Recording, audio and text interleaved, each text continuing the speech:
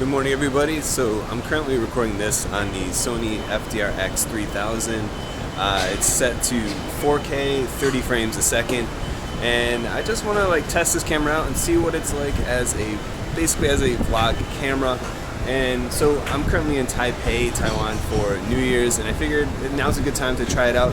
I've literally owned this camera for a few days, and I primarily bought it because I just missed having a small light camera. I started off with the G7X and then I sold that to get the SL2, and that's a really great camera for my other channel where I create website tutorials and talking head videos. But for just a camera to use for just vlogging and travel and casual stuff, this is what I like to do on this channel. I really want a smaller, lighter camera, so that's why I decided to go with the Sony FDR X3000 over a lot of the other options. I know there's the GoPro and there's the Osmo Pocket, but I really just enjoyed this camera from the wide angle perspective, the decent audio. I like that I could just put this on a cheap selfie stick.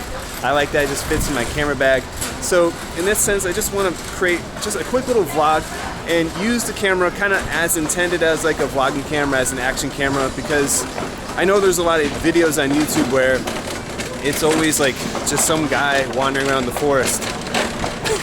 It's giving advice on how to vlog, and then they don't vlog. They're just wandering around the forest, reading off specs, and that's not what I want to do in this video. I actually want to show you this is what 4K is on this camera. This is what 30 frames a second is on this camera. So anyways, as someone who travels, I have the SL2, and that's an annoying camera to vlog with because it doesn't have stabilization, and it's kind of bulky, not too bulky, but it gets to the point where it's a little annoying. And so I really missed having a small light camera like the G7X, and so that's why I decided to get this camera instead, because I sold the G7X, bought the SL2, and then when I really began traveling, it's oh, I really actually miss having a G7X because I miss the small size, I miss the stabilization. And so I just decided to get this camera. So anyways, let's go find out what this camera is like and what it can do. Alright, so the plan for today is, it's New Year's Eve actually, so we're going to be going to a hot spring, and then after hot spring we're going to be going to Taipei 101 to celebrate New Year's.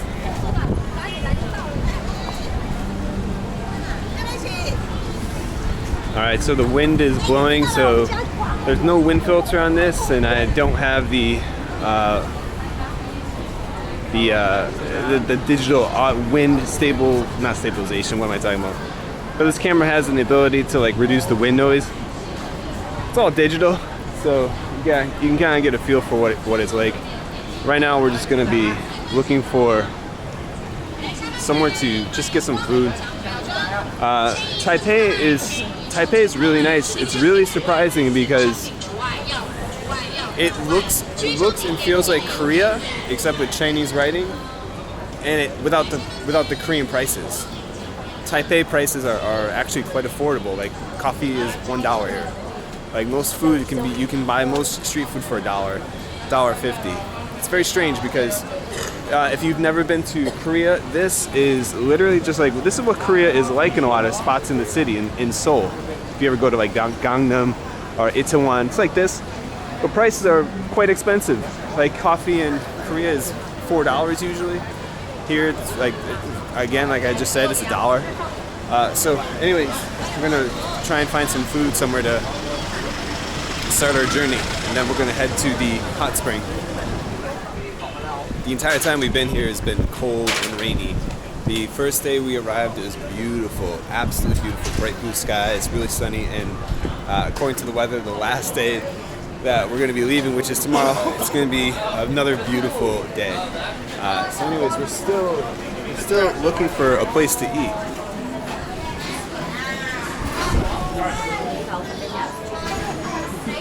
What is this? It's more bubble tea.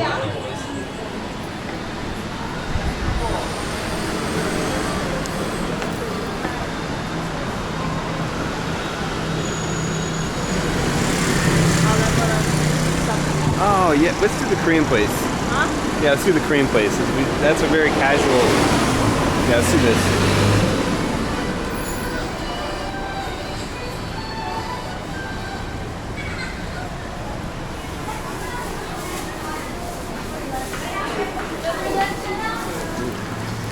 kimbap, or whatever you want to, however you pronounce it.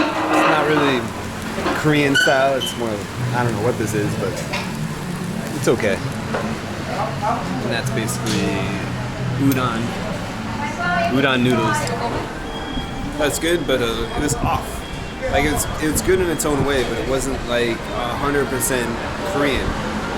But it was still pretty good.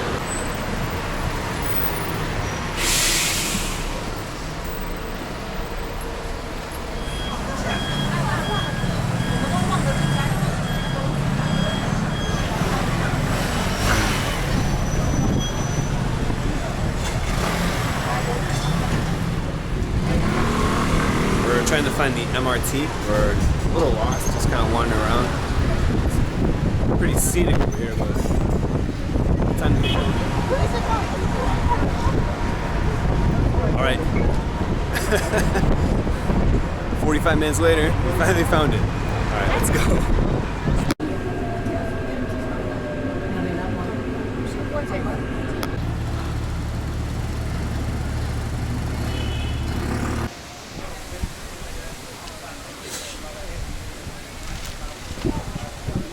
Okay, so we just arrived at the thermal hot springs.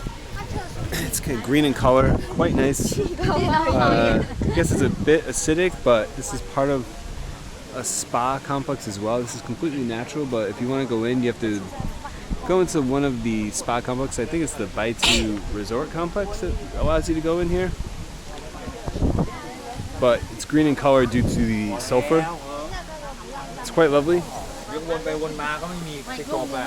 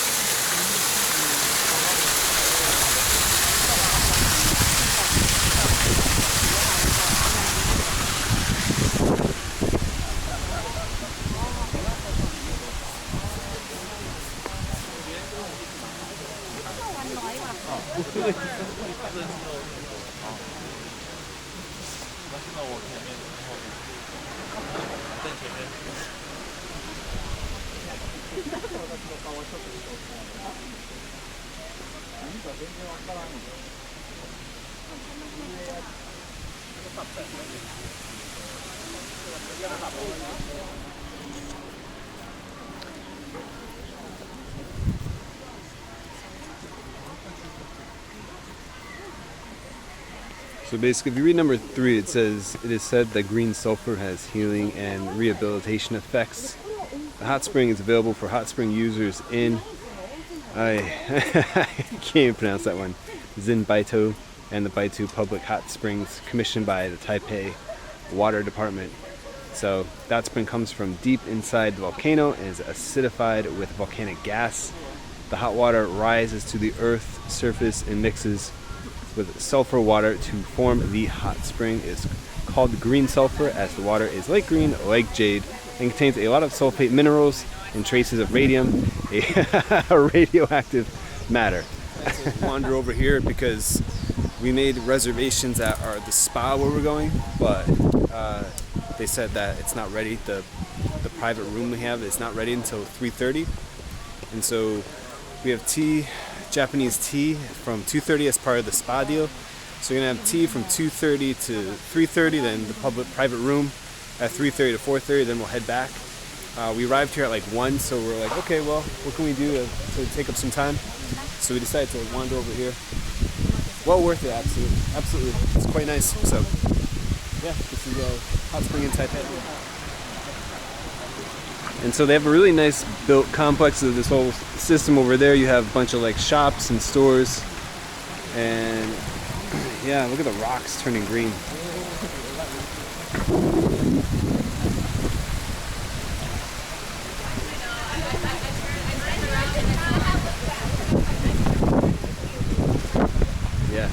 Really nice. Alright, that's it for this video. So next plan is to go to Taipei 101 to celebrate New Year's and drink some Taiwan beer. Taiwan has two types of beer, classic and just standard Taiwan beer. I actually enjoy the classic more. But anyways, I hope you get a feel for like basically what the FDR X is like. Things I really like about this camera is obviously the size, the wide angle, audio quality from other YouTube videos I watched is pretty good. The battery life is decent too. I've been recording, all day for a few. Like I've been able to get a solid like hour and 30 minutes out of this thing, and I still have like 2 little bars left according to the battery. So I think you can get about like 2 hours altogether out of this thing, which is quite nice. And then you also can just mount it on a selfie stick. Comes with its own waterproof carrying case, and it's a lot more discreet, lightweight, easy vlogging setup instead of walking around with a big camera and a fluffy microphone.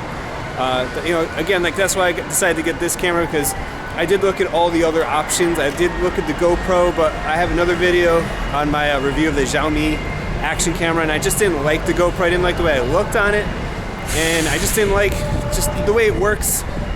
Like taking the battery out, I didn't like the skin tones, I didn't like that. And then the Osmo Pocket is outstanding. The video quality of that is very good, the audio is pretty good, but it has a couple things that are just like a little bit annoying, I found. One being like the wide angle lens. Like that's like I'm living in Vietnam, for example, and it's like, well, I can get the Osmo Pocket, but I can't get the wide angle lens for it. And so then I'm stuck with a device where I can't put it on a selfie stick like this, where I can like just have a wider angle as I want. And so that's just like another reason why I decided to get this action camera from Sony, just because it fit what I was needing in terms of my camera gear, where it's like I have the DSLR, I have the SL2, I have the 10-18, I'm able to make nice talking head videos and have good audio with my H2N, but I really was missing like having some type of like lightweight on-the-go vlogging setup where I can just press a button, record, and be on my way without having to like carry around a big setup. And so that's just one thing that I really enjoy about this, because I did like my Xiaomi action camera, but the audio was terrible, but the video quality was pretty mediocre.